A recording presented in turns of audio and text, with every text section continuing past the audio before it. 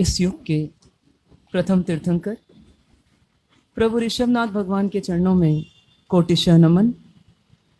परंपरा से हुए सभी अरिहंत परमात्माओं के चरणों में कोटिशः नमन। अनंत अनंत सिद्ध आत्माओं को नमन। मोक्ष मार्ग के साधक समस्त आचार्य उपाध्याय एवं साधु भगवंतों के चरणों में कोटिशः नमन। परम पूज्य परम उपकारी सतपथ प्रदर्शक गुरु भगवंत के चरणों में कोटिशः नमन। उपस्थित आदरणीय मुनि भगवंत, आदरणीय साध्वी जी महाराज सब, धर्म प्रेमी बंधुओं, माताओं एवं बहनों, चातुर्मास काल में स्वाध्याय और सत्संग के माहौल में आप हम सब सत्य को जानने का, सत्य को मानने का और सत्यमय जीवन जीने का एक प्रयत्न कर रहे हैं। प्रयत्न में पुरुषार्थ सबका अपना अपना, लेकिन परमात्मा की जिनवाणी सबके लिए समान। और ये जिनवाणी हमें प्रेरित करती है, प्रोत्साहित करती है कि हम एक गलत राह को छोड़ करके एक सही राह में कैसे आ सकते हैं। परमात्मा ये जरूर कहते हैं कि आत्मा कर्म बांधती है, पर साथ ही साथ यह भी कहते हैं कि आत्मा ही कर्मों से मुक्त भी होती है। यदि कर्म का कर्ता आत्मा है तो कर्म से मुक्ति करने वाली भी आत्मा ही है।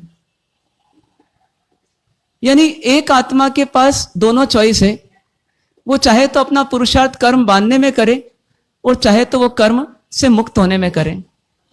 हर समय यह कर्म का सिलसिला चलता है, चल रहा है और चलता रहेगा। लेकिन इस कर्म को जितना हम समझ देंगे उतना हम कर्म को बांधने की बजाय कर्म से मुक्त होने के पुरुषार्थ को बढ़ा पाएंगे। तो इसलिए हमको जिनवाणी में बताया गया कि हमारे जीवन से जुड़े हुए 3 कर्म हैं। एक है भाव कर्म, दूसरा है द्रव्य कर्म और तीसरा है नो कर्म। भाव कर्म, द्रव्य कर्म और नो कर्म, इनका संबंध कुछ इस प्रकार से है कि जो भाव हम करते हैं, जो राग द्वेष मोह हम करते हैं, जो क्रोधादि भाव हम करते हैं, जो छल कपट आदि के भाव हमारे भीतर चलते रहते हैं, हर समय हर परिस्थिति में कोई ना कोई प्रतिक्रिया भीतर में होती ही रहती है। और ये प्रतिक्रिया का नाम ही भाव जगत है। और ये भावों का संसार अंदर बसा रहता है और इसी भाव जगत को ही भाव कर्म कहते हैं। ये कर्म का कर्ता, इस कर्म को करने वाला कौन होता है? तो इस कर्म को करने वाला शरीर नहीं है, इस कर्म को करने वाली परिस्थिति नहीं है। इस कर्म को करने वाला यदि कोई एकमात्र जिम्मेदार व्यक्तित्व है तो वह कौन है? वो आत्मा है। मतलब मैं स्वयं हूं। आत्मा है तो हम आत्मा से भिन्न नहीं है। हम ही स्वयं क्या है? हम ही स्वयं आत्मा है। तो मैं ही जिम्मेदार हूं अपने भावों के लिए। अब भावों को करता हूं तो उस समय कभी कभी बेभान होता हूं, लापरवाह होता हूं, अज्ञानवश, संस्कारवश, कर्म के उदयवश, प्राप्त परिस्थितिवश मैं गलती कर बैठता हूं और भाव कर लेता हूं। और भाव करने के साथ ही एक बंधन में बन जाता हूं। वो बंधन किसका होता है? तो द्रव्य कर्मों का होता है। ये द्रव्य कर्म क्या चीज है? तो द्रव्य कर्म पुद्गल के या जड़ के परमाणु हैं, जो परमाणु आत्मा से चिपकते हैं और तब चिपकते हैं जब आत्मा भाव करती है। मतलब आत्मा का भाव करना कर्म के लिए चुंबकीय आकर्षण है। तो जैसी आत्मा भाव करती है वैसी कर्म तुरंत उसी समय तत्क्षण चिपकते हैं। और किससे चिपकते हैं? तो आत्मा से चिपकते हैं। और ऐसे चिपकते हैं कि शरीर खत्म हो जाता है, शरीर निकल जाता है, शरीर का वियोग हो जाता है। लेकिन इन कर्मों को जितने काल के लिए जिसने बांध लिया उतने काल तक वो कर्म उसके साथ चिपके ही रहते हैं। जैसे अपन कहें कि दादाजी ने बीज बोया सागवान के पेड़ का, तो बीज बोने वाला चला गया लेकिन वो पेड़ तो खड़ा का खड़ा ही रह गया। उसी प्रकार से ये भाव जो हम करते हैं, इस भाव के कारण से आत्मा से कर्म चिपकते हैं। तो जिस शरीर के माध्यम से, जिन इंद्रियों के माध्यम से, जिन कर्मेंद्रियों के माध्यम से, हाथ पैर आदि के माध्यम से हमने मन वचन काया की प्रवृत्ति की और मन वचन काया की प्रवृत्ति करके कर्म को बांध लिया, वो मन वचन काया वाली जो देह है, शरीर है, वो छूट जाता है। लेकिन उसको करके जो कर्म बांधे वो कर्म आत्मा के साथ चले जाते हैं। और ये इतने सूक्ष्म होते हैं कि कि जैसे एक क्षण में आत्मा स्वर्ग लोक की यात्रा भी कर सकती है और आत्मा जो है वो नरक लोक की भी यात्रा कर सकती है। एक क्षण में इतना परिवर्तन हो जाता है, लेकिन कर्म साथ में ही जाते हैं। और ये द्रव्य कर्म कभी ज्ञानावर्णी कहलाते हैं, कभी दर्शनावर्णी कहलाते हैं। ऐसे 8 प्रकार के मुख्य तौर पे होते हैं, और ऐसे तो ये 158 भी होते हैं, और यदि भेद करा जाए तो अनंतों हो सकते हैं। जितनी तरह की परिस्थितियां हमको मिल रही है, अनुकूल हो कि प्रतिकूल हो, उचित हो कि अनुचित हो, ये सब किसकी देन है? ये सिर्फ और सिर्फ इन द्रव्य कर्मों का फल है। और ये द्रव्य कर्म जब फल देते हैं तो उस समय वो फल को क्या कहते हैं? नो कर्म कहते हैं। ये नो कर्म, नो मतलब सहायक, तो द्रव्य कर्म को फल देने में जो सहायक है, फल देने में जो सहायता करता है और परिस्थितियां सर्जित करता है, परिस्थितियों का सृजन करता है, उसका नाम हो गया नो कर्म। मतलब नो कर्म स्वयं ही परिस्थिति है। तो किसी को शरीर लूला मिले कि लंगड़ा मिले, लंबा मिले कि ठिंगना मिले, पुरुष का मिले कि स्त्री का मिले, ये सब वेराइटीज क्यों? या और आगे बढ़े तो किसी को घर जैन का मिले और किसी को जैनेतर मिले, किसी को जो है मनुष्य का मिले तो किसी को पशु का मिल जाए जीवन, किसी को कीड़े मकोड़े का मिले। इस संसार में कितनी वेराइटीज हैं, कितनी विविधताएं हैं। हम किसी एक व्यक्ति की परिस्थिति को दूसरी व्यक्ति की परिस्थिति से कुछ ना कुछ अंतर से ही पाते हैं, एक समान नहीं पाते। इतना परिस्थितियों में अंतर क्यों? इतना परिस्थितियों में अंतर क्यों?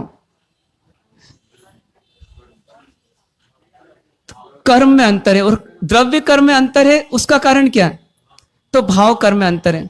तो आप दो चीजों को मिलाने का प्रयास करें, आपको अनुभूति होगी कि देखो परमात्मा ने कितना सत्य बोला।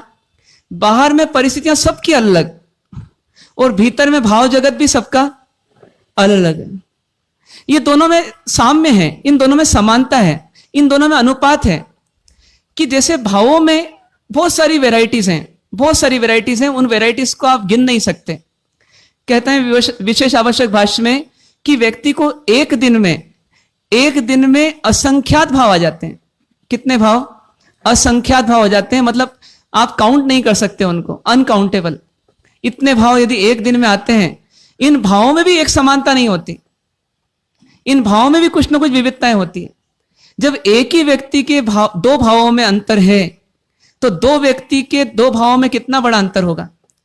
इसीलिए जैसे भावों में विविधता है, उसी अनुपात में बाहर की परिस्थितियों में विविधता है। तो दोनों में कुछ रिलेशन है क्या? दोनों में कोई संबंध है क्या? तो यदि थोड़ा सा चिंतन किया जाए तो समझ में आता है कि जैसा भाव वैसा प्रभाव परिस्थितियों के रूप में। और इसमें भी देखिए अपन तो बाहर की परिस्थिति को दो पार्ट्स में डिवाइड कर सकते हैं अपन। एक को बोलते हैं अपन पुण्य की परिस्थिति, और एक को कहते हैं अपन पाप की परिस्थिति। तो भीतर के भावों को भी दो प्रकार से विभाजित कर सकते हैं। एक को कह सकते हैं हम शुभ भाव, तो दूसरे को कह सकते हैं हम अशुभ भाव। तो जैसे भावों में शुभ्रता भी होती है और अशुभ्रता भी होती है, भाव शुभ भी होते हैं अशुभ भी होते हैं, ठीक उसका फल भी उसी प्रकार से मिलता है कि परिस्थिति अनुकूल भी मिलती है और प्रतिकूल भी मिलती है। इनका रिलेशन क्या? तो शुभ भाव से पुण्य फल और अशुभ भाव से पाप फल।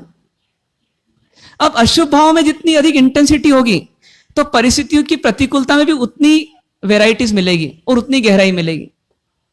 और जैसे शुभ भाव में वेराइटीज मिलेगी, इंटेंसिटी कम ज्यादा हो सकती है, प्रभाव कम ज्यादा हो सकता है, शक्ति कम ज्यादा हो सकती है, ठीक उसी प्रकार से बाहर की परिस्थितियों में जो पुण्य का फल दे रही है उसमें भी वेराइटीज मिलेगी।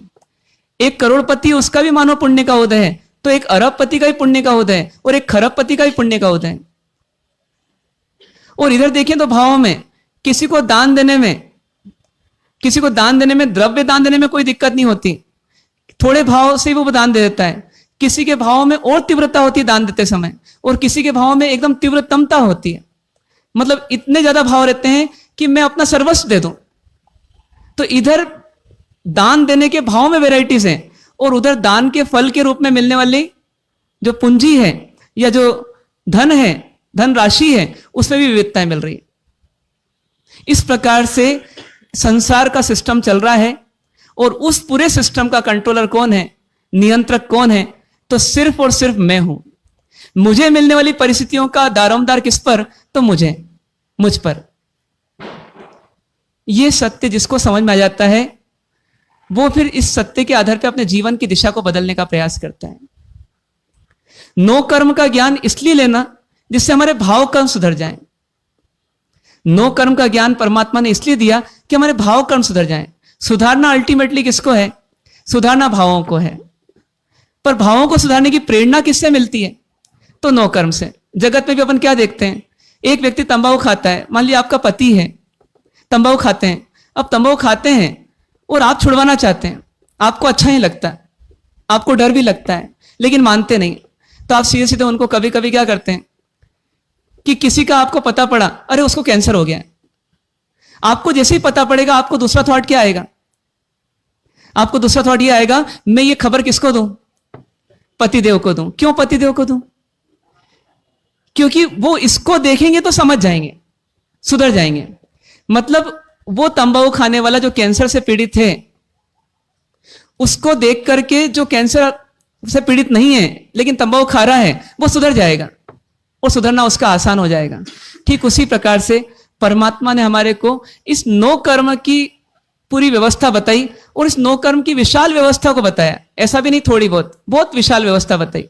और पूरी व्यवस्था बता करके सिर्फ एक भाव का सर्जन अपने भीतर हो जाए कि मुझे अपने भावों को सुधारना है, तो वास्तव में हम परमात्मा के द्वारा बताए हुए इस संसार की परिस्थितियों के चक्रव्यूह को समझे तो उसकी सार्थकता हो जाती है। तो आज अपन चलते हैं, थोड़ा देखने की कोशिश करते हैं कि इस संसार में ये नो कर्म किस किस रूप में, कहां कहां, कैसे कैसे जीव को मिलता है। बहुत कुछ तो अपन जानते हैं, नहीं जानते ऐसा नहीं। फिर भी परमात्मा ने क्या करा कि भाव कर्म तो आत्मा में हो रहा है ये बताया, लेकिन नो कर्म की परिस्थिति कहां कहां मिल रही है? तो पूरे अखिल ब्रह्मांड में इस जीवात्मा को कहीं भी जाकर के अपना फल भोगना पड़ सकता है। तो अखिल ब्रह्मांड जिसको हम लोक बोलते हैं, जो 14 राजू लोक जितना व्यापक और विशाल है, उसकी पूरी दशा बताई कि कैसे कैसे जीव कहां कहां पाए जाते हैं, उनको कैसी कैसी परिस्थिति मिलती है। कुछ जानते हैं अपन इसके बारे में? 14 राजू लोक में, यानी पूरे लोक में, यानी पूरे ब्रह्मांड में यदि जीवों को जानना है तो परमात्मा ने एक तरीका बताया कि जीवों की स्टेज को 4 पार्ट्स में डिवाइड कर लो। कौन कौन से 4 पार्ट्स? जिनको हम क्या कहते हैं हमेशा? 4 गति। बोल के रूप में गति याद कर लेना, रट लेना, वो ज्ञान नहीं है वास्तव में। पर उन गतियों की व्यवस्था को जान करके अपने स्वभाव को, अपने भाव को सुधार लेना, तो समझ जाना कि अपने ने गति का ज्ञान प्राप्त कर लिया। ये गतियां नरक है, फिर तिर्यंच है, मनुष्य है और देव है। इसमें सबसे अधिक व्यापक, सबसे अधिक फैली हुई कौन सी गति है? तिर्यंच गति। सबसे अधिक व्यापक, सबसे अधिक फैली हुई कौन सी गति है? तिर्यंच गति। क्योंकि तिर्यंच गति का प्राणी सब जगह व्याप्त है, सूक्ष्म रूप में सब जगह व्याप्त है, और विशेष रूप से इस मध्यलोक में व्याप्त है जिसमें अपन हैं अभी। चलिए अपन उस लोक को छोड़ दें, अपन तिर्यंच गति के प्राणी की दशा को सोचें थोड़ा। तिर्यंच गति का प्राणी पशु भी होता है, पक्षी भी होता है, पानी में तैरने वाला जलचर भी होता है, कीड़ा मकोड़ा भी होता है, लट जू भी होती है, मक्खी मच्छर भी होता है, पेड़ पौधे भी होते हैं, और यहां तक कि पानी, मिट्टी, ऐसे भी जीव होते हैं। ये सब जीव जो हैं ये जीवन जी रहे हैं। लेकिन ये जीवन जी रहे हैं तो इनका जीवन सुखमय है कि दुखमय है? इनका जीवन सुखमय है कि दुखमय है? दुखमय है। क्यों दुखमय है इनका जीवन? इनका जीवन क्यों दुखमय है?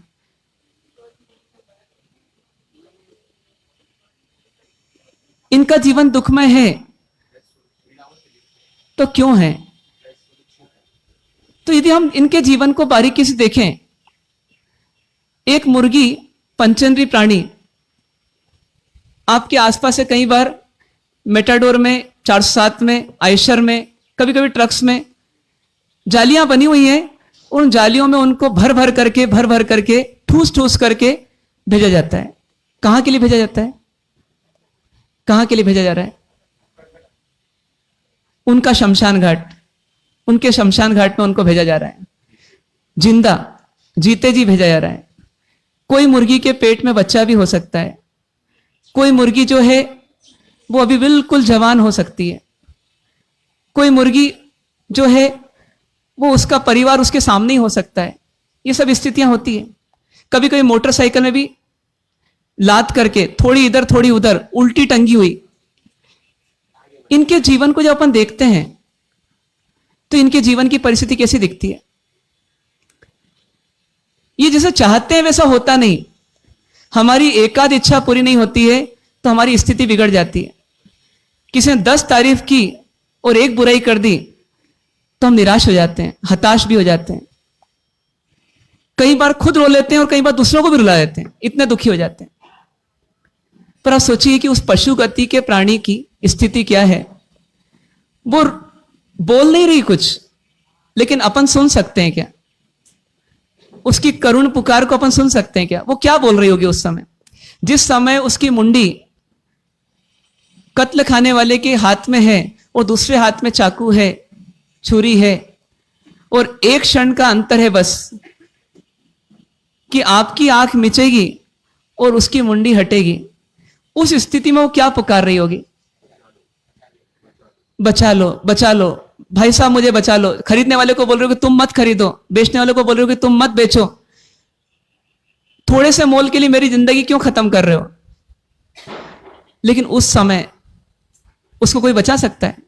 आप भी यदि साइड से निकलेंगे तो शायद आप करहा जरूर लेंगे, एक चीख जरूर निकल जाएगी आपकी। ऐसे भी लोग हैं, ऐसा आप क्रिटिसाइज भी कर देंगे, लेकिन फिर भी किसी की हिम्मत नहीं कि उसको रोक पाए। कारण क्या? कारण क्या? कारण बस उसका एक ही है कि किसी समय वो भी मनुष्य रही होगी, हो सकता है, और किसी समय हमारे समान ही रही होगी। बस उसका अतीत और हमारा वर्तमान एक ही है।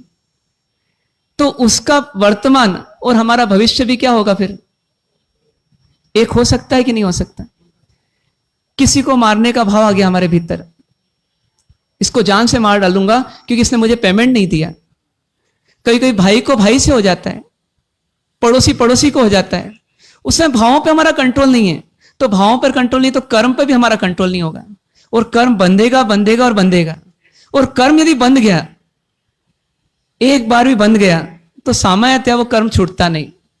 कोई विशेष पश्चाताप की अग्नि में कोई विशेष आत्म साधक हो, कोई विशेष निर्जला का कारण बन जाए कोई साधना, तो अलग बात है। सामान्य जीव को अपने किए हुए कर्मों का फल भोगना ही पड़ता है। यदि आपने किसी को गाली दी और आपने पाया होगा कि गाली देने के बाद यदि उससे माफी मांग ली, तो वो एक बार तो थप्पड़ रसीद करेगा या एक बार तो गाली देगा गिफ्ट में, और उसके बाद वो बोलेगा ठीक है अब आज के बाद ध्यान रखना, क्योंकि वो बदला लेने से चूकता नहीं है। तो ये जो कर्म है, ये कर्म भी चूकता नहीं है। तो आप सोचिए कि वो मुर्गी जैसा दुख कभी हमको मिले तो क्या होगा? हम मनुष्य हैं भले, मनुष्य के जीवन में भी कभी कभी आतंकवादी, नक्सलवादी ऐसे कोई भी मिले और उसमें उल्टा टांग करके, सुनते हैं अपन किस्से, पेपर में भी आते होंगे, तो वो बताते हैं कि उसके बोटी बोटी टुकड़े कर डाली किसी व्यक्ति की। उसकी गलती क्या थी? वो मुखबिर बन गया था। अब एक मुखबिर का कितना बड़ा दोष हो गया कि उसकी हड्डी हड्डी तोड़ डाली, उसके टुकड़े टुकड़े कर दिए मांस के, और उसको लटका हुआ छोड़ दिया। कारण क्या? कारण क्या? तो जैसा मनुष्य गति में वैसा होता है, ऐसा पशु गति में भी हमारे साथ होगा, और निश्चित होगा, और वहां संभावनाएं बहुत अधिक है। मुर्गी का जन्म मिलने के साथ ही जीते जी निरोगी रह करके, बिना किसी के बंधन में रह करके पूरी जिंदगी चल जाए, और आखिरी मुर्गी अपनी मौत मर जाए, उसकी संभावना कितनी? शायद 10% भी नहीं। तो आप सोचिए कि यदि हमने ऐसे कर्म बांधे तो हमारा क्या होगा। ये पशुगति का एक सैंपल है, ये पशुगति का सिर्फ एक सैंपल है। कभी अपन सुनते हैं कि मच्छरों का प्रकोप बढ़ गया, चौरंडी जीव, और मच्छरों का प्रकोप बढ़ा। गवर्नमेंट क्या करती है, म्युनिसिपालिटी क्या करती है? अभी तो डीडीटी नहीं, लेकिन डीडीटी का कोई ना कोई रिप्लेसमेंट छिड़का जाता है सड़कों पर, गटरों में, अनेक जगह। मतलब उनके लिए क्या निकला है? मौत का फरमान निकला है। अब उन जीवों को मरना पड़ रहा है, उन जीवों को मरना पड़ रहा है, दुखी हो करके मर रहे हैं। कारण क्या? ये भाव कर्म। जो भाव किए उस समय नहीं सावधान हुए, आज फल भुगतना पड़ रहा है। चौरंगी में किसी का कितना कुछ बिगाड़ा, तो एक बूंद के लिए, रात में एक बूंद के लिए उसको जीना पड़ता है। एक बूंद मिल जाए तो उसकी जिंदगी चल जाती है। उस मच्छर को एक बूंद पाने का कितना बड़ा भुगतान करना पड़ रहा है कि उसके लिए उसको मौत के घाट उतारा जा रहा है। ये पशु गति की जिंदगी है। कभी कभी कोई पशु बहुत अच्छे लगते हैं, तो वो भी उनका कसूर हो गया है, क्योंकि उनको पालतू बना लिया जाता है और पालतू बना करके दिन भर उनको बांध के रखा जाता है। जो व्यक्ति बोलता है आज अकड़ से कि मैं सामायिक नहीं करता, क्यों? क्योंकि मुझे बंधन पसंद नहीं, तो वो 9-9 घंटे, 12-12 घंटे और कभी कभी तो 24-24 घंटे वो तोता बन करके, वो कुत्ता बन करके, वो पालतू कोई जानवर बन करके दिन भर पड़ा रहता है। हमको पड़ा रहना पड़ सकता ही नहीं, पड़ा रहना पड़ सकता है। बस उसके लिए क्या काफी है? बंधन में आने वाले के लिए क्या काफी है? आज तो वो नौकर्म के रूप में बंधन में आया है, पर एक समय वो किसके बंधन में आया था? भावों के बंधन में आ गया था, भावों को छोड़ नहीं पाया था। आज मजा आता है कि अपने घर में कुत्ता हो, अपने घर में तोता हो, पर अपन भूल जाते हैं। देखा अपन ने भी भजन के माध्यम से कि कलावती का क्या दोष था? बस तोते के पर काटे थे तो फल कितना भयंकर मिल गया।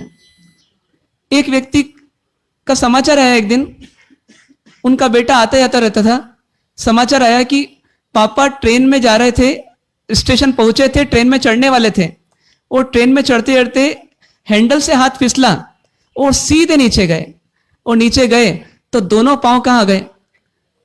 पहिए के नीचे आ गए।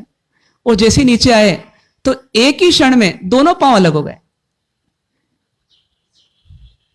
सोचिए, एक क्षण में, एक क्षण पहले एक चोट नहीं, कहीं ड्रेसिंग की भी आवश्यकता नहीं, और एक क्षण बाद स्थिति कैसी? वो लड़का बताता है कि जब शुरुआत में पापा को हॉस्पिटलाइज करा गया बॉम्बे में, तो कई बार वो सुबह उठते और उठ करके बेड से ऐसे उतर जाते कि इसे मानो पांव हैं। बहुत बार हो गया ऐसा, और कई बार ऐसा हुआ कि वो नीचे ही गिर पड़े, और जब गिरे तो अरे लगा कि अरे अपने तो पांव ही नहीं है। तो सोचिए, वो पांव के लिए मोहताज हो गए। क्यों? ये तो मनुष्य गति की स्थिति हो गई। पशु गति में तो ये आम बात है। मकोड़े के ऊपर पांव रखा, मकोड़ा मरा या ना मरा, हम बोलते हैं मकोड़ा नहीं मरा, देखो बच गया, लेकिन उसका पांव तो टूट गया। कई बंदर दिखते हैं अपने को, 2 हाथ 2 पांव, ये इनकी जिंदगी का आधार है, और इनमें से कभी कभी एक कट जाता है, कभी कभी 2 कट जाते हैं, और कभी कभी ऐसा भी देखा है कि 3 की भी स्थिति खराब हो जाती है, तीसरा भी आधा टूट गया। कभी कभी बिजली के तार में झूम गए और करंट लगा और नीचे गिरे, और उस समय कोई टांग टूट गई इनकी। किसको बताएं? ये पशु गति की जिंदगी है। एक बार एक गाय की स्थिति कैसी बनी? मालगाड़ी के डब्बे जा रहे थे स्लो स्पीड से, गाय संभल नहीं पाई, बहुत सारी गाय थी झुंड में, एक गाय पटरी पर ही थी। जैसी मालगाड़ी नजदीक आई और उस समय वो बस निकलने की कगार पर आई, निकलते निकलते उसको मालगाड़ी का कोने का एक हिस्सा अंदर घुसा, और घुस करके वो गाय धड़ाम से बाहर गिर गई, बच गई, लेकिन उसको बचाने वाला कोई नहीं। कहते हैं 2 महीने तक वो ऐसी घूमती रही। घूमते घूमते वो घाव क्या बन गया? वो इतना बड़ा गड्ढा बन गया, और उस गड्ढे में खून बाहर, मांस अंदर का दिख रहा है, और ऊपर कीड़े कुलबुला रहे हैं। किसी को दया आई, उसने वेटरनरी हॉस्पिटल फोन लगाया, डॉक्टर को बुला करके उसका इलाज शुरू करवाया। डॉक्टर ने क्या करा? एक डंडा लिया लकड़ी का, कपड़ा बांधा उस पे, और एक तेजाब का बड़ा सा पॉट लिया, और उस तेजाब में वो कपड़े को डाला और ऐसा उसमें लगाया, और ऐसा एक बार नहीं, ऐसा 10, 20, 25 बार किया। सोचिए क्या जिंदगी है ये? जिंदगी किसकी? ये पशु गति की नहीं है, ये आत्मा की स्थिति है। ये आत्मा मनुष्य में रहते हुए या पुण्य के उदय में रहते हुए ऐसे पाप कर रही है, और पाप का भुगतान वहां कर रही है, और जहां कर रही है वहां से ऐसा भी नहीं कि एक बार भुगतान करके बाहर निकल जाएगी। ये तो श्रृंखला है, एक बार उसमें फंसे तो उसके बाद निकालने वाले भी नहीं मिलते निमित्त, और निकलने के लिए समझ भी नहीं होती, तो आर्त ध्यान चलता रहता है मरते मरते। और जहां आर्थ ध्यान चल रहा है मरते मरते भी, तो भाव तो बिगड़ा हुआ ही है, और जहां भाव बिगड़ा हुआ है तो वहां कर्म फिर बिगड़ जाता है। जैसे फिसल पट्टी पे कोई बच्चे को ऊपर से थोड़ा छोड़ दो, फिर अब वो सोचे कि मैं बीच में रुक जाऊंगा, तो रुक नहीं पाता, वो सीधे पैंदे तक आ जाता है। वैसी स्थिति जीव की होती है, इसलिए खतरनाक है ये पशु गति। आज किसी पेड़ को देखो जो इतना अधिक फलदार है, जितना अधिक छायादार है, उसका उपयोग उतना ही होता है, और उसका दोहन भी उतना ही होता है, और शोषण भी उतना ही होता है। किसको पत्थर ज्यादा खाने पड़ते हैं? जिसके फल ज्यादा मिलते हैं। किसकी टहनियां ज्यादा काटी जाती है? जिसमें टहनियां ज्यादा होती है। एक आम के पेड़ को देखो अपन, तो उस आम के पेड़ को कितने कीड़े उसके आसपास घूमते रहते हैं, उसको चूसते रहते हैं। अपने को एक मच्छर बैठता है अपने सिर पर या हाथ पर, तो हमको इतना द्वेष आता है उसके प्रति, कभी कभी बेभान होकर के उसको हटाने के चक्कर में उसी को मार डालते हैं। सोचिए वो आम के पेड़ की दुर्दशा कैसी है। वो छोटे छोटे कीड़े हजारों नहीं होते, लाखों की संख्या में होते हैं, और वो लाखों की संख्या में वो चूट रहे हैं उसको। और सिर्फ वही नहीं, बच्चे आते हैं तो वो पत्थर फेंकते हैं, कोई गुलेल मारता है, कोई पक्षी को मारता है, पक्षी आता है तो वहां घोंसला बनाता है, कभी बंदर आकर के उसको तोड़ते हैं पत्तियों को और फल को खाते हैं, कभी मनुष्य आता है। ये सब दुर्दशा उसकी कब तक चलती रहती है? जितनी हमारी जिंदगी उतनी उसकी भी जिंदगी लगभग। तो इतनी जिंदगी लंबी, और उसको एक ही जगह खड़ा रह करके, और गर्मी में भी, ठंड में भी, भूख में भी, प्यास में भी, हर समय बिताना, और ऊपर से इतना उपसर्ग। इन सब के पीछे कारण कौन? इन सब के पीछे कारण कौन? कर्म। और वो कर्म उसने ही बांधा कि हम भी बांध रहे हैं? वो कर्म सिर्फ मुर्गी ने बांधा कि हम भी बांध रहे हैं? हम सब बांध रहे हैं। हम जितना बाहर से सुंदर, सुशील, सुकोमल दिखते हैं, उतने अंदर होते हैं क्या? अंदर की स्थिति कितनी विकट है। और अंदर की स्थिति जितनी विकट है, तो बंद बाहर के आधार पे हो रहा है कि अंदर के आधार पे हो रहा है? अंदर के आधार पे हो रहा है। तो यदि अंदर के जगत को नहीं सुधारा तो क्या होगा हमारा? फिर ये जिन शासन मिला, इसका लाभ क्या? ये जिन शासन मिला, इसका लाभ क्या? कितने पशु ऐसे हैं जिनको रहने के लिए घर है, पालतू जानवरों को बस छोड़ दें, बाकी किसी के पास कोई घर नहीं। कितने पशु ऐसे हैं जिनका परिवार ता जिंदगी उनके साथ रहता है। कुतिया ने बच्चे दिए, 2 महीने 3 महीने साथ में रह ले तो बहुत है, उसके बाद तो भैया कोई उठा करके उसको कहीं ले जाएगा, कोई उठा कर कहीं ले जाएगा। बछड़ा सामने होता है और गाय को उठा करके कसे ही ले जाता है। आज अपन सोचें कि यदि हमारे, जिनके हम आश्रित रहे जिंदगी भर, माता पिता आदि, और उनसे यदि बिछुड़ना पड़े हमको, क्या हालत हो जाए। पर पशु गति में सामान्य घटना है। यह पूरी पशु गति की स्थिति है। और ये पशु गति में सबसे ज्यादा जीव है इस संसार के। सबसे ज्यादा जीव ही किसमें है? पशु गति में। क्योंकि इस संसार में पाप ही ज्यादा होता है, पुण्य तो कम होता है। आज हमारी भी स्थिति देख लें, हम पाप कितना कर रहे हैं और पुण्य कितना कर रहे हैं। तो शायद 99% पाप है और 1-8% पुण्य है।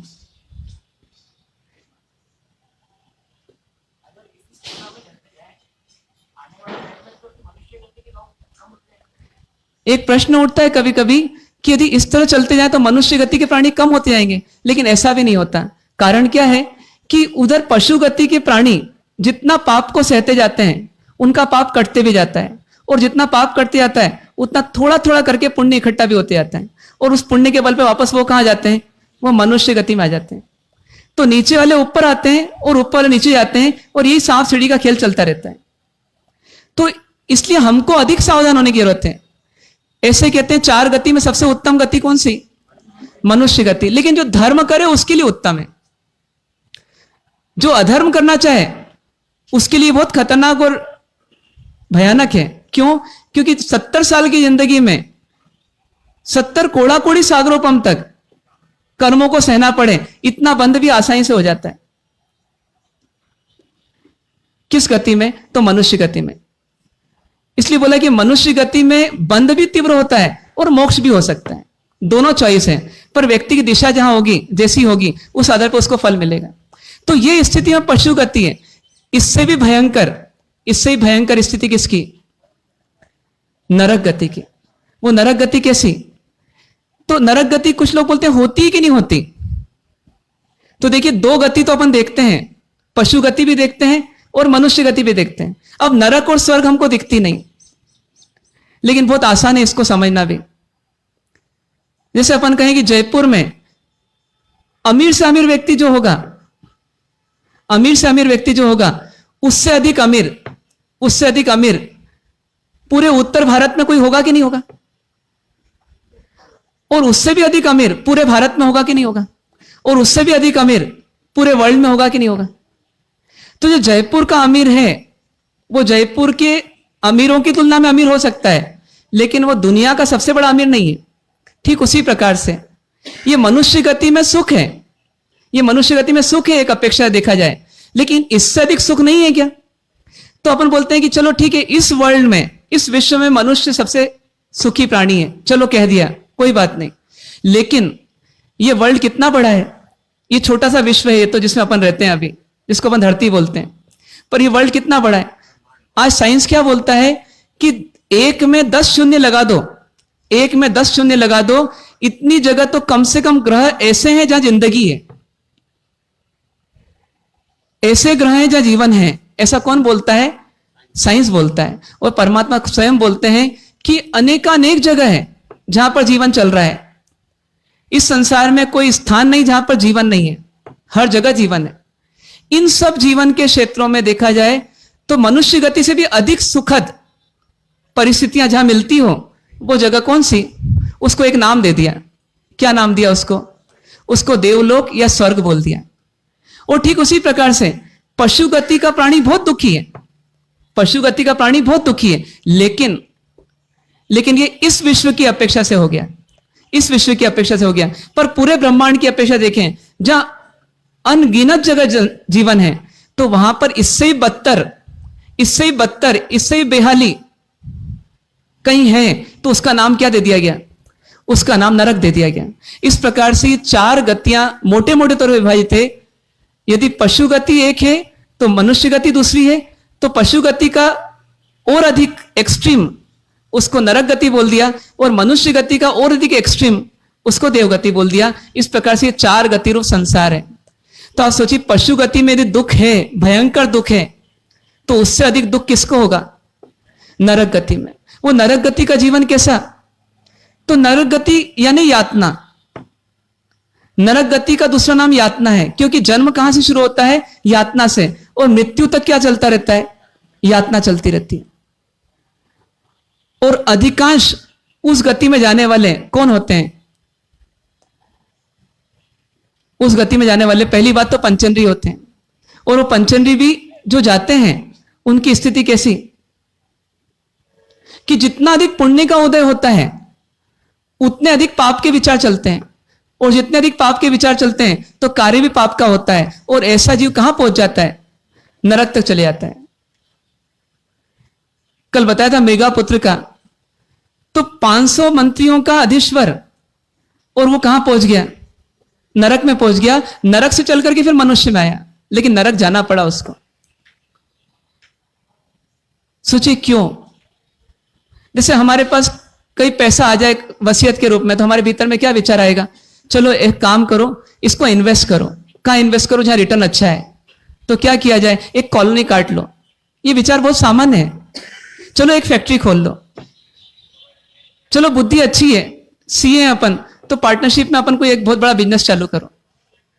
ये विचार आना बहुत सामान्य है यदि हाथ में पूंजी है। तो हाथ में कोई सामर्थ्य है तो फिर क्या होता है? उस सामर्थ्य का उपयोग करने की भावना सहज हो जाती है। और अक्सर कहां होती है? तो परिग्रह बढ़ाने में, भोग बढ़ाने में, इसमें होती है। और ऐसा जीव क्या करता है? जानते अनजानते पाप का संग्रह करते आता है, और ये पाप जब बढ़ते जाता है, तो ये 70 साल 80 साल की जिंदगी तो निकल जाती है, फिर एक लंबे काल के लिए कहां पहुंच जाता है? फिर नरक गति में चले जाता है। और उस नरक गति में जाकर के फिर क्या सहना पड़ता है इसको? फिर दुख ही दुख। जन्म कहां होता है? तो कहते हैं जन्म एक कुंभी में होता है, छोटी सी, और उसका जब जन्म होता है तो उस कुंभी का पेट तो बड़ा होता है और मुंह छोटा होता है। जब मुंह छोटा होता है तो उसको निकाला जाता है। तो कैसे निकाला जाता है? तो खींच करके उसको निकाला जाता है। वो जब खींच के निकल जाता है वहीं से उसकी यातना शुरू हो जाती है। भूख लगती है उस प्राणी को, अपने ऐसा पंचेंद्रिय प्राणी है, उसको भी शरीर पंचेंद्रिय का मिला, भूख लगती है तो भूख ऐसी लगती है कि वो भूख से आकुल व्याकुल हो जाता है, हैरान परेशान हो जाता है, और इतनी स्थिति बिगड़ जाती है कि पूरे संसार के अनाज मिल जाए, इस पृथ्वी के पूरे अनाज मिल जाए तो भी शायद उसकी भूख समाप्त नहीं होए। लेकिन उसकी लाचारी क्या, तो उसको एक दाना नहीं मिलता अनाज का। ये स्थिति वहां की। काल कोठरी में बंद शायद कैदी को भी कोई रहम करके कभी कुछ दे दे, लेकिन वहां स्थिति कैसी है कि मिलता नहीं, और मिलने की यदि संभावना बनती है तो खाने वाले अनेक आ जाते हैं। तो आपस में जैसे यहां कुत्ते बिल्ली लड़ते हैं ऐसे वो लड़ते हैं। एक नरकावास का प्राणी दूसरे नरकावास में आ जाए तो स्थिति कैसे रहती है कि आपस में लड़ाई झगड़े होते हैं, क्लेश कलह होते हैं। देवताओं को मनोरंजन करना होता है तो कहां चले जाते हैं, परमाधामी देव बनकर के कहां चले जाते हैं, उन नरक के जीवों को सताने के लिए चले जाते हैं। और जैसे अपन सर्कस देखते हैं ऐसे वो उनका सर्कस कर देते हैं। और कितना भयंकर सर्कस कि कोई उनको भाले से मार रहा है, कोई उनको कड़ाई में तल रहा है, कोई उनको ऊपर से उछाल रहा है, कोई उनके टुकड़े टुकड़े कर रहा है। और शरीर ऐसा होता है कि पारे की तरह तोड़ते हैं वापस मिल जाता है। एकमात्र जीव ऐसा है पूरे संसार का जो मरना ही चाहता है, जीना चाहता ही नहीं है, लेकिन वो मर नहीं सकता अपनी आयुष कर्म चुकाने के पहले। ये वेदना किसकी, ये नरक की वेदना। ये अपन सह सकते या नहीं सह सकते, अपने को सहने को मिल सकती या नहीं मिल सकती, तो निश्चित तौर पर मिल सकती है। आज भी ये जीव नरक तक जा सकता है। और नरक में चला गया एक बार तो वहां ना कोई देव है, ना कोई गुरु है, ना कोई मंदिर है, ना कोई पूजा है, ना कोई प्रतिक्रमण है, ना कोई स्वाध्याय है, कुछ नहीं। वहां पर सिर्फ और सिर्फ क्या है, बस क्लेश कलह लड़ाई झगड़े, इसके अलावा कुछ नहीं।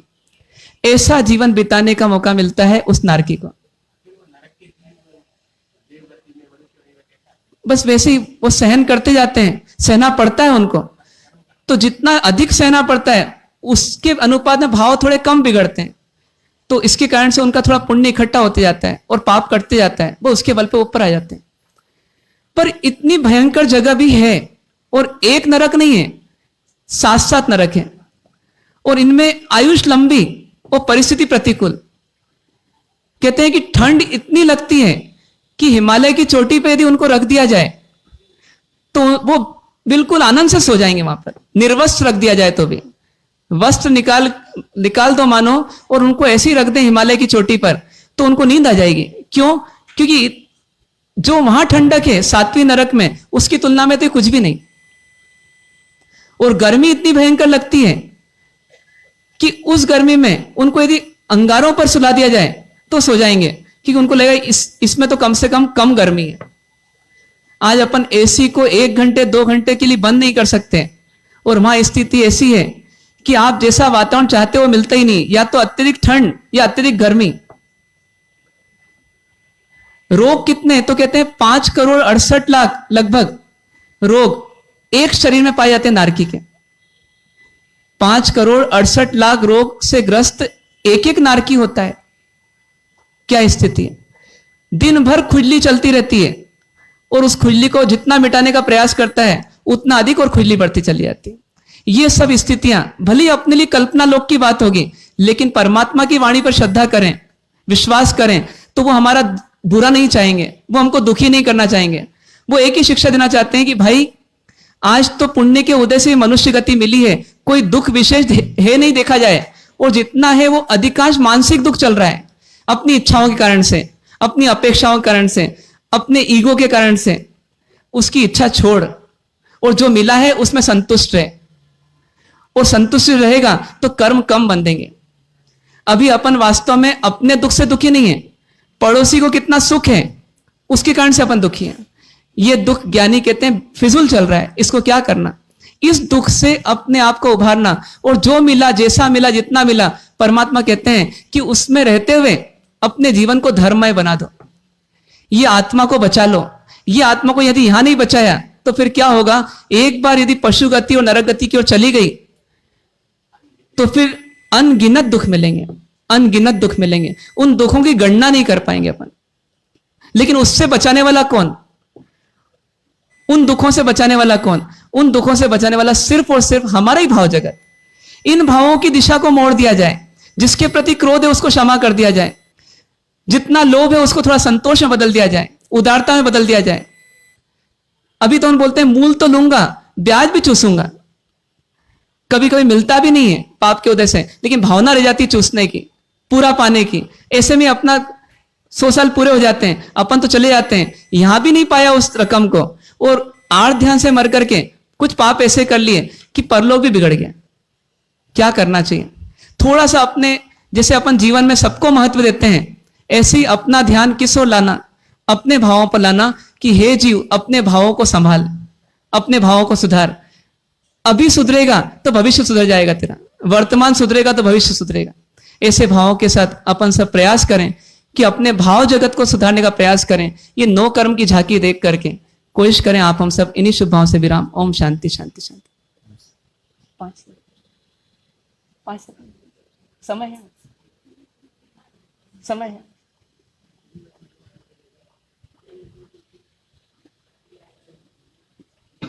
कोई एक प्रश्न?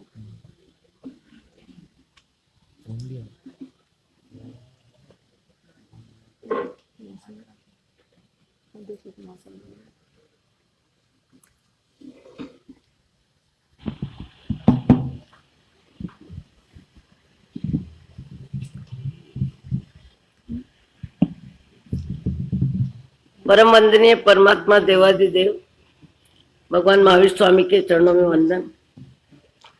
पाठ पे विराजित मुनि भगवंतों को वंदन। आपको, हमको, सबको 1,84 योनि में भटकने वाला आपका हमारा जीव, उसकी आत्मकथा सुनने का मौका मिल रहा है। बाह्य जगत बदलता है और बाह्य जगत बदलने में भाव जगत निमित्त बनता है, और बाह्य जगत जितना ऊंचा मिलता है, जितना अच्छा मिलता है, जितना पुण्य का खजाना मिलता है, कभी कभी आत्मज्ञान के बिना, भावों की शुद्धि के बिना, भाव दशा हमारी और ज्यादा अहंकार में, क्रोध में, ईर्ष्या में, द्वेष में, प्रतिस्पर्धा में ऊंचाई हमें और ज्यादा निम्न स्तर पे ले जाती है। अब ये ऊंचाई हमें निम्न स्तर पर न ले जाए, इसके लिए मैं आत्मा हूं, इस शब्द की यात्रा जैसे चल रही है, जितनी चल रही है, यदि हम आपके अपने हमारे भाव जगत को जांच सकें, भाव जगत को बदलने में, भाव जगत को बिगाड़ने में, भाव जगत को ऊंचा नीचा करने में हजारों निमित्त मिलते हैं, और निमित्त का प्रभाव हमारी आत्मा पर पड़ता है। ज्ञानी भगवंत जिनके भाव जगत में आत्मशुद्धि का पुरुषार्थ अधिक हो जाता है, बाह्य जगत कितना भी बदले, उनका भाव जगत नहीं बदलता है। भाव जगत तटस्थ रहता है, भाव जगत दर्शक रहता है, भाव जगत पुण्य पाप की फिल्म में समत्व का लाभ लेता है। कभी कभी कहीं कहीं पाप का उदय हो। आपके इस सभा में तो ऐसे कोई जीव नहीं होंगे जिनको इतनी परिस्थिति मिले, पर हम पदयात्रा में कभी कहीं एक परिवार के बीच में रुके, और परिवार के बीच में रुके, वहां पूरा परिवार भीतर में, बेटे के 3 बेटे और 3 बेटों का परिवार, भीतर में सुखी परिवार, अच्छा परिवार, हमारे साथ भी बहुत अच्छा व्यवहार। पद यात्रा करते करते 11 बजे का समय था, 15-20 किलोमीटर चल चुके थे, थक चुके थे। उन्होंने कहा आइए माता जी, हमारे बरामदा बहुत लंबा चौड़ा है, आप रुक जाइए। रुकने के बाद क्या दृश्य देखा कि उस परिवार का एक प्रमुख व्यक्ति,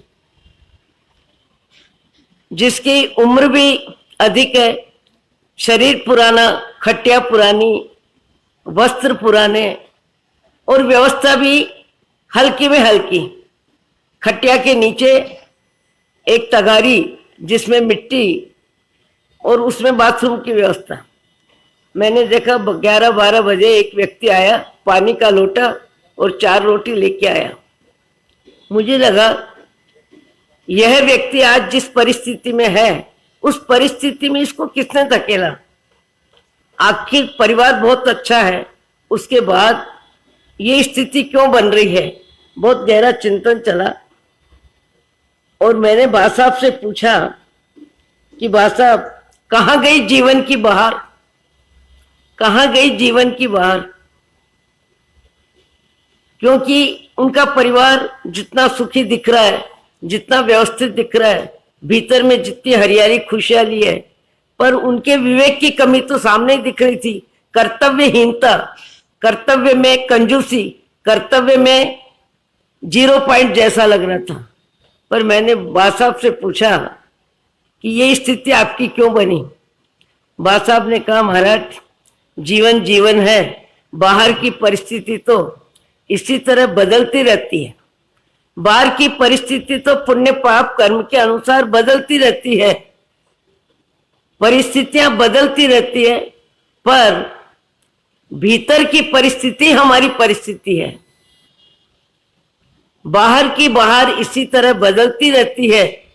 उन्होंने बहुत अच्छा ज्ञान दिया कि बाहर तो भीतर की होती है, बाहर तो भीतर की होती है, जिसको बाहर की बयार नहीं लगती है। बाहर भीतर की होती है, जिसको बाहर की बयार नहीं लगती है, और बाहर की बयार नहीं जिसे लगती है, उसे परिस्थितियां कुछ भी उसका नुकसान नहीं कर सकती है। ऐसी स्थिति में हमें आए दिन ज्ञानी भगवंत मार्गदर्शन के माध्यम से समझा रहे हैं कि बाह्य जगत बदलता है, बाह्य जगत की ऊंचाई में, बाह्य जगत की अच्छाई में, बाह्य जगत के पुण्य के उदय में हम कैसे चले, कैसे जिए और कितना विवेक से अपना जीवन और ऊंचा उठाए। ओम शांति, ओम शांति। अहो अहो श्री सद्गुरु करुणा सिंधु अपार, आपामर पर प्रभु करियो अहो अहो उपकार। जे स्वरूप समझा बिना पाम्यो दुख अनंत, समझाव्यो ते पद नमो। श्री सद्गुरु भगवन श्री पुरुष प्रभु सद्गुरु, परम ज्ञान सुख धाम, जेहने आप्यो भान लीर, तेहने सदा प्रणाम। देह छता जेहनी दशा, वर्ते देहाती, ते ज्ञानी चरण मां, हो वंदन अगणित, हो वंदन अगणित। आइए हम एक संकल्प करें कि जीवन की ऊंची नीची परिस्थितियों में, छोटी मोटी नोकझोंक में कभी गम खाना पड़े तो गम खा लें, लेकिन हम अपने भाव जगत को ना बिगड़ने दें, ऐसा प्रयास करें। छोटा मोटा सेक्रीफाइस करना आसान है, पर बाद में अनंत काल की पशु गति और नरक गति की यात्रा सहना बहुत कठिन है। इसलिए इस मनुष्य गति में थोड़ा मनोबल बढ़ा करके अपने आने वाली परिस्थितियों में अपन सहना सीखें, पीना सीखें और समता और सहजता जीना सीखें। पचखांड तिव्यार उपवास सूर्य हो गए अपतरण पच गई तिव्यम प्यारम अस्नम खाई सुनतम पाण हर पोर्सिम 60 पोर्सिम वर्षम पच गई अनंतना गुणम सहसा गणम पच्चम कलम दिशा मनु सुरतनम बोसरई पोर्सी 60 पोर्सी एकासना व्यासना आइबिन निवि उगस नौकार से पोर्सिम 60 पोर्सिम वर्षम पच गई चोयम प्यारम अस्नम पाणम खाई सुनतम सहसा गणम पच्चम कलम दिशा मनु सुरतनम आइबिलम निवि गई बिगय पच गई अनंतनम देवालयम किस समुखत पचतम एकासनम व्यासनम पच गई तिव्यम प्यारम अस्नम खाई सुनतम सागणम आउंटम पसाव ग्रोठम सुरतनम बोसरई। शरमन भगवान महावीर स्वामी के चरण कमल में कोटि से वंदन। चारों दादा गुरुदेव के चरण कमल में कोटि से वंदन। पाठ पे विराजित परम पूज्य महेंद्र सागर जी महाराज साहब और मनीष सागर जी महाराज साहब आदि साधु मंडल के चरण कमल में कोटि से वंदन। परम पूज्य मणिप्रभा श्री जी महाराज साहब आदि साधु मंडल के